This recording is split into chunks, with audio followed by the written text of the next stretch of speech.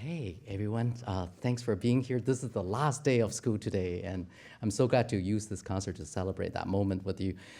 You are at my favorite place on campus, the Qualcomm Institute. I've been here, it's such a privilege to be here where I realized that the campus is really one unit. It's not a place with many different schools and divisions. And I personally feel my perspective on things have been completely transformed since I came here. And what you're gonna see is the kind of thing I'm hoping our students can also have a taste of what it is like to work outside of music.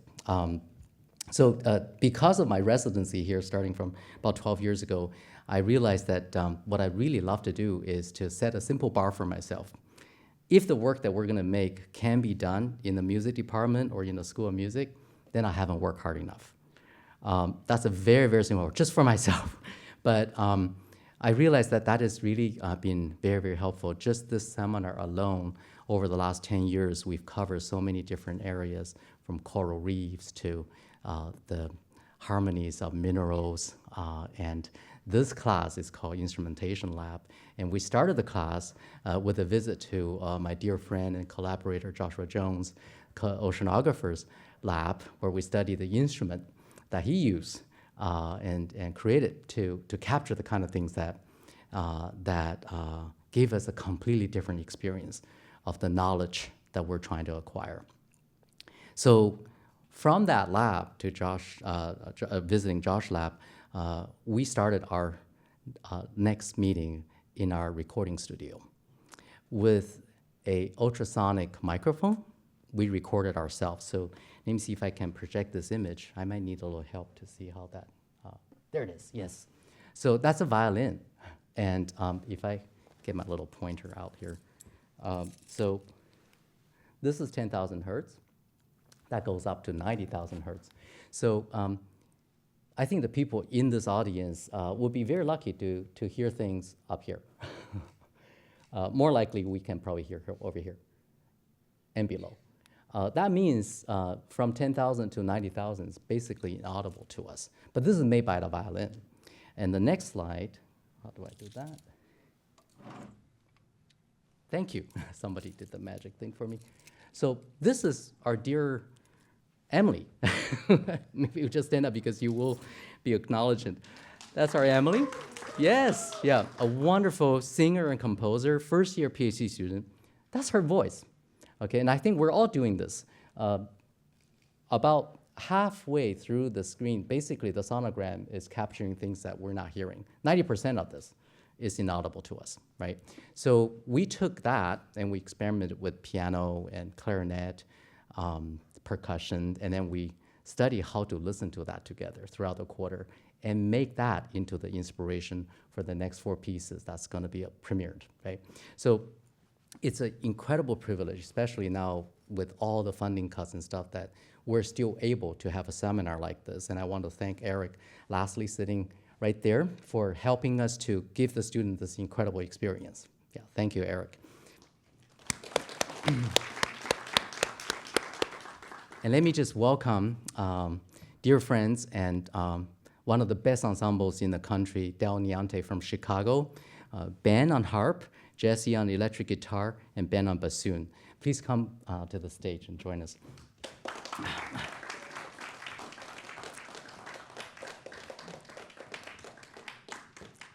Ben, would you like to say a few words? Thank you, everybody. My name is Ben Melsky. I'm the harpist and executive director of Dal Niente. We are based in Chicago. We are just about to start our 20th anniversary season. We've been around since like 2004, 2005. It's such a pleasure to be here and see what y'all are up to at UCSD. This is a really unique experience for us to get to play music that is so informed and just really determined by so many different processes happening in the earth and with all the research that you're doing here. So it's been wonderful for us to get to work with 4 students this time. It's our second visit here. And please come talk to us after the show. We're doing all sorts of funny things with our instruments, not funny, but just extended techniques and interesting ways of deriving sounds. So we'd love to share that with you. Of course, we're gonna perform it for you, and then we love talking about it. So we'll see you at the reception and enjoy the concert. Okay, thanks. Great. Now let me welcome the first composer, Haihui Zhang, to the stage to talk about her piece a little bit.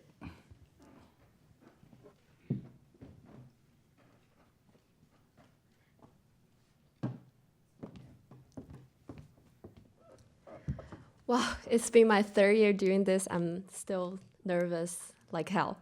So good afternoon, everyone. Thank you so much for joining us today for our concert. My name is Haihui Zhang, and I'm the composer for Shadow of the Ocean. So before I start introducing my piece, I would like to thank Professor Liang for giving us such an incredible opportunity to work with these amazing performers. I've learned so much from this class and also from everyone.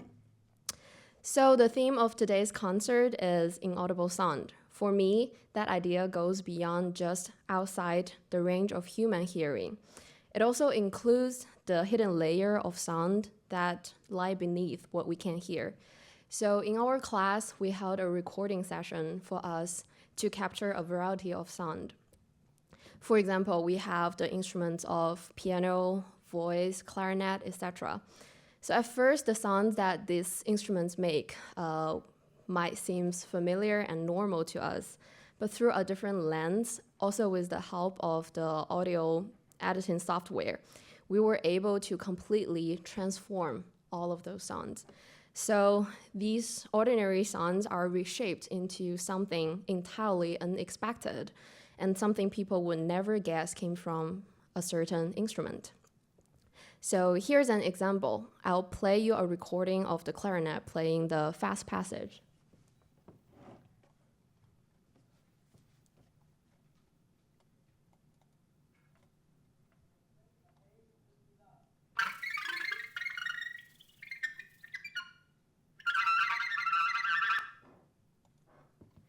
So by altering the tempo, pitch, and stretching the duration of the recording, we could make this passage and transform it into something that resembles the call of a whale. So through this process, we uncovered an entirely new sonic world, one that was hidden behind the surface of the ordinary sound. So these are the source material of Shadow of the Ocean. In this piece, I use those transformed sound in order to evoke a world that is parallel to our own, which is the ocean. Although we share the same earth with it, the ocean still holds countless mysteries, things that remain veiled and unknowable to us. So in Shadow of the Ocean, I imagine a fusion of both realms, and in this fusion, breath becomes the bridge. So it plays an invisible thread that weaves together life, sound, and destiny, and share into a shared resonant experience. Thank you, and I hope you enjoy the piece.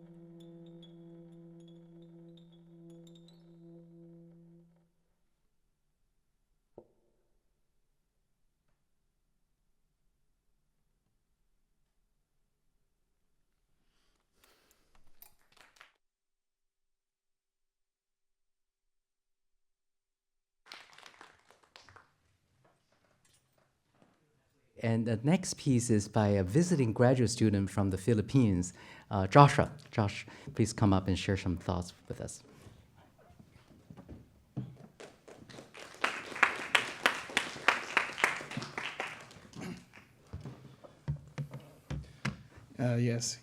Good evening. My name is Christian Joshua Ansale, and I'm the composer for Iglap sa Kaninningan, or An Iridescent Instant. Before you listen to me pontificate on stage, I am both honored and humbled to be given this incredible opportunity to travel from my home thousands of miles away amidst the creeping miasma of ignorance and indignity, to be here with all of you at this fine and all-inclusive institution. To that, you all have my undying gratitude. Maraming salamat. What you're seeing right now is an sorry. Is it presenting?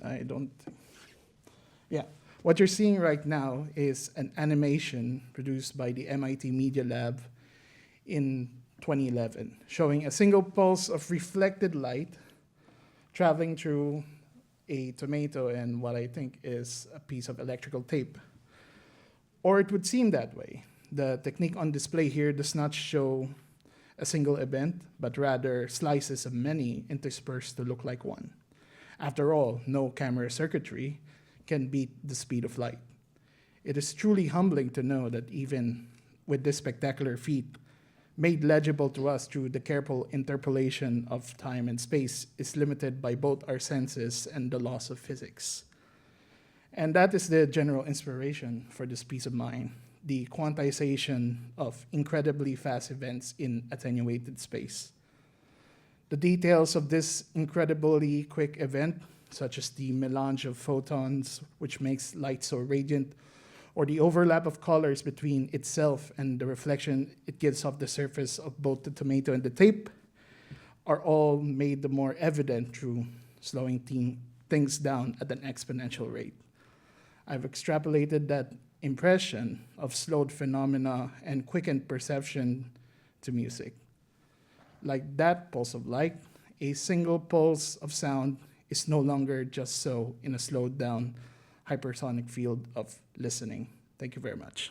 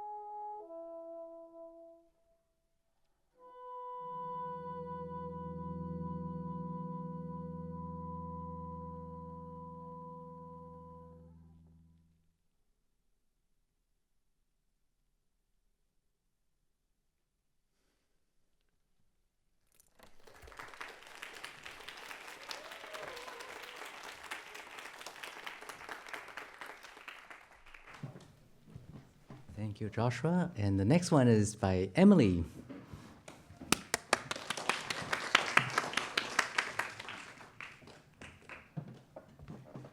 Hi, everybody. Thank you so much for having me today. I'm Emily. I'm a first-year doctoral student here in the music department. I'm a vocal artist, a composer, and a poet. And my piece tonight, called Breaking Rising, is all about bubbles.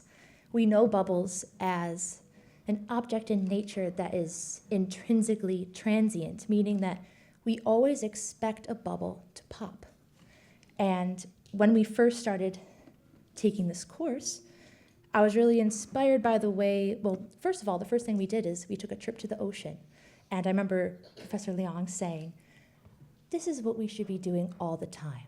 And I said, "That's excellent." And I looked down at the ocean and I saw the waves crashing, and I was very inspired. And I was hoping that I could study a bubble in slow motion, to act as if a bubble had a longer lifespan. And so we got to work recording, and as a vocalist, I was able to have the chance to record my own voice as part of this project. And I ended up making this kind of sound. It's called a vocal fry. And as an experimental vocalist, we get asked to do sounds that are beyond singing. This is one of them. It's created by our vocal cords loosely being able to sneak air out. And it makes a creaking sound like this. And when you slow it down, bubbles, it sounds to me like bubbles popping. And so with the excellent work of these musicians, we have come together to create a true narrative soundscape of a pathway of a bubble. Bubbles start as air, waves crash and mix bubbles, or mix air to create bubbles. Bubbles then go underwater, joining together from the pressure and then rise up again as a bigger bubble. I wanted to apply a narrative story based on Dr. Jeffrey Graham, our own professor in the Scripps area of marine biology and ocean science, where he had a lecture called "There's More to Ocean Bubbles Than You Think." And I learned a lot from that. Applying narratives allows me to slow down and to discover lots of rich detail. And I invite us all to slow down together and take a moment to enjoy the transience of a bubble. Thank you so much.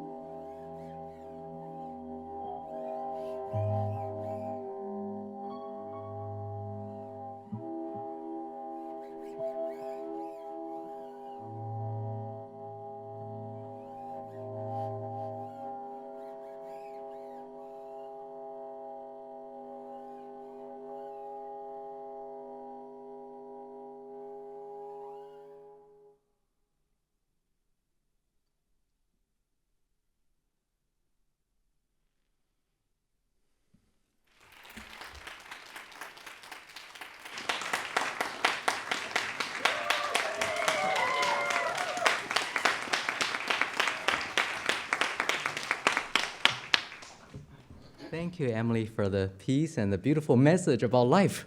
The next piece is by Daniel Cui.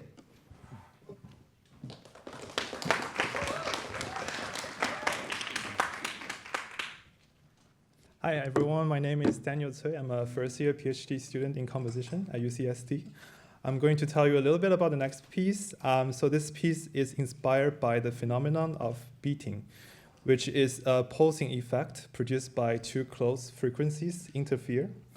So hence the title of the piece. It's a made-up combined word of interference and perception, interpercept. I became fascinated with this idea while listening to the slowdown recordings that were captured from the ultrasonic microphones. And these recordings contain various delicate, subtle, rumbling, and very unstable movements that we don't really hear usually. I'm actually going to play you some of this. This one is captured on the rolling of the temtem.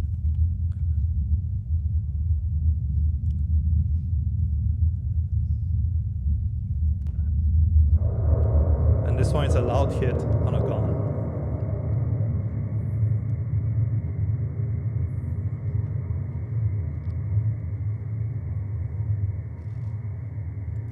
And the last one is of two really high-pitched bells rubbed against each other. This one has a really strong beating pattern to it. So based on these sound sources and along with other interesting sounds I found, basically the piece treats this amazing ensemble in a single collaborative instrument almost. And the goal is to create both shared and individual beating effects, allowing the instrument to blur, merge, and separate through like various different ways of mostly timbral manipulation. The result is mostly about sonic instability, shifting textures, and always sort of on the edge of changing. And one more thing is that I know the theme of today's concert is inaudible music, but this piece is going to be kind of loud. At least when we're talking about hearing the extremes, we can sort of hear this extremely loud, I guess. Which brings me, thank you. I want to thank you, Professor Liang, for this opportunity, and everyone who's involved in this project, and also the great performers for indulging my noisy imaginations, and thank you for listening.